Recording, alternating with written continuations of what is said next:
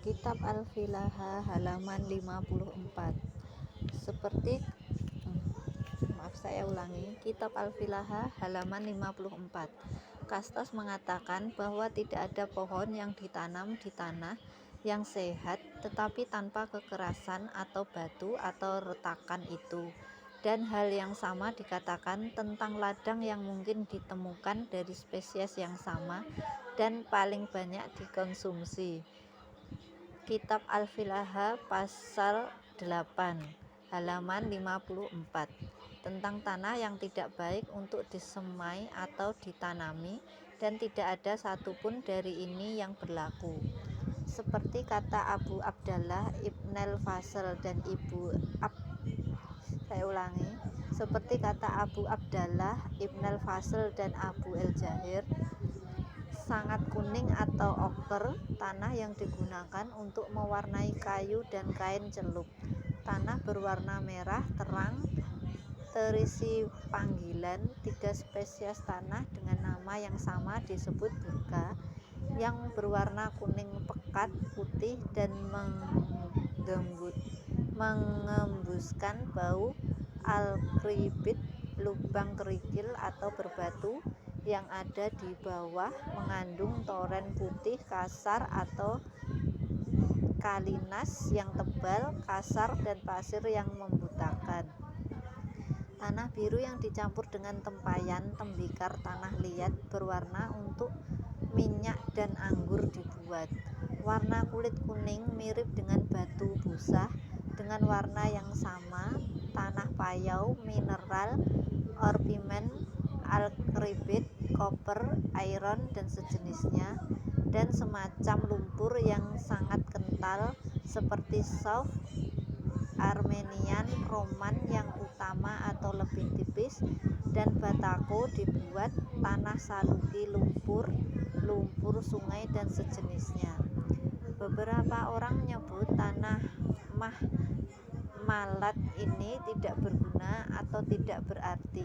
Upaya telah dilakukan oleh tanah pupuk tebal, lendir, sumber, garam, batu pasir, dan spesies lain yang secara bersama-sama disebutkan telah dibuat sebelumnya. Pasal menurut doktrin pertanian nabatea telah diekstrasi. Maksim yang dapat Anda lihat dan gabungkan dengan dugaan di atas diambil dari kitab-kitab 2 Dr. Abu Abdullah dan Abu El-Jahir, di mana Anda akan memiliki cukup jauh dalam hal ini daerah dengan bantuan Allah yang kenyamanan dan utilitas perintah dengan masuknya penyebab sekunder. Dia adalah Tuhan yang Maha Esa, yang hanya memuja dan menyembah adalah karena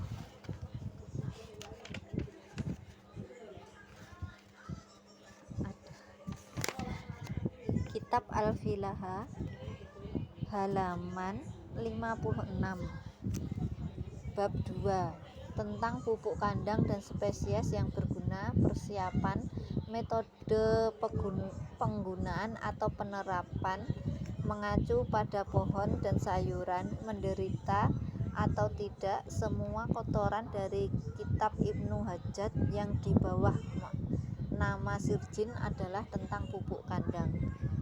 Dung berkata bahwa June membuat tanah yang bagus dengan kualitas yang lebih baik, dan bagi yang miskin menjadi bermanfaat banyak dan memperkuat.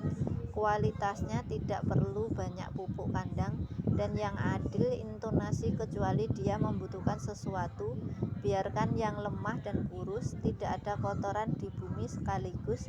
Ia harus melakukannya secara bertahap dan pada waktu yang berbeda, serta tanah yang tidak dipupuk tetap dingin sehingga membakar kotoran penerima sebanyak mungkin.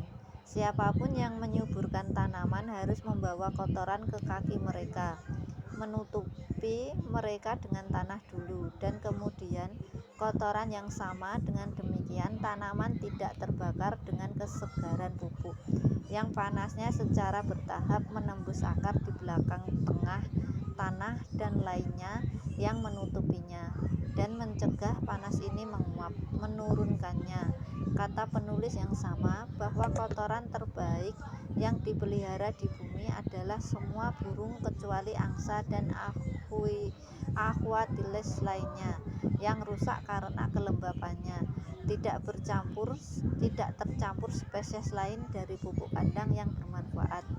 Yang terbaik katanya adalah kotoran merpati panas. Itu memiliki keuntungan untuk memperkuat bumi yang lemah dan pengaruhnya terhadap tumbuh-tumbuhan dan ketahanan buah yang dihasilkannya, dan juga untuk membunuh lobster. Banyak serangga yang mau berlimpah.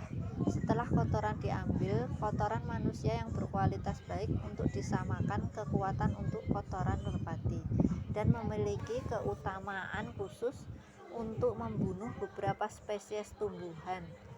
Kotoran keledai memiliki kualitas ketiga, dan ini karena sifatnya mempromosikan dan memperkuat ladang dan bagus untuk semua jenis tanaman. Kotoran kambing adalah yang keempat.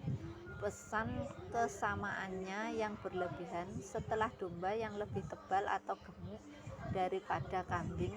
Lalu kuda yang paling lemah dan paling jahat dari semuanya adalah kuda dan keledai murni, yang jika bercampur kotoran buat spesies lain bagaimana baik dan bermanfaat. Demikianlah kelulusan khusus yang dibuat bulan Juni dari pupuk kandang. Kastos berkata, yang terbaik kotoran burung adalah kotoran merpati yang membunuh gulma dengan panasnya, lalu keledai, dan kemudian domba, dan akhirnya lembu. Yang terbaik untuk tanaman adalah kuda, biasa disebut kikuk atau uap, dan mencampur pupuk kandang lebih baik untuk zaitun lebih dari yang lain. Dalam artikel karyanya, Kasian mengutamakan kotoran kuda, perayaan dan perawatan penggunaannya untuk para petani. Menurut Sidagos, The Hispahaninense, panas atau lembabnya pupuk kandang proporsi temperamen hewan, karena jika mereka bertemperamen hangat